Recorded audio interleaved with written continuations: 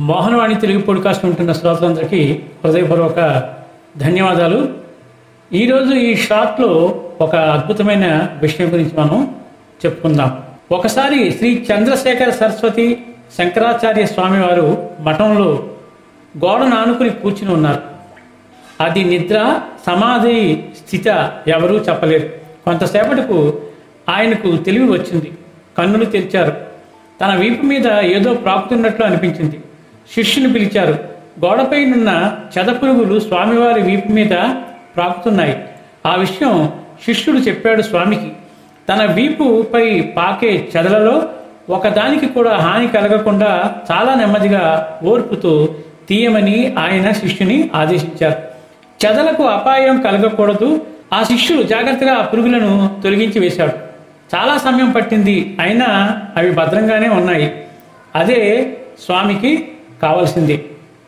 దాదాపు ఇటువంటి సంఘటనే నాగమహాశయునికి కూడా జరిగింది.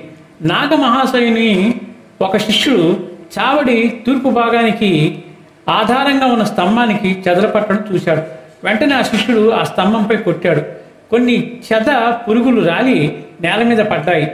నాగమహాశయులు ఆ దృశ్యాన్ని చూసి, అయ్యో ఎంత పని చేశావు, పాపం పురుగులు ఎంతకాలం నుండి ఈ స్థానంలో ఉన్నాయి, ప్రశాంతంగా వాటిని ఇలా చెదరగొట్టడం ఎంత క్రూరత్వం, ఎంత అన్యాయం అని నాగమహాశయులు పలుకుతుంటే కనులు కరుణా బాష్పాలు రాల్చాయి. అవి మరలా పొట్ట పెట్టుకోవడానికి నాగమహాశయుడు తోడ్పడ్డాడు. చాలా అద్భుతమైన కథ.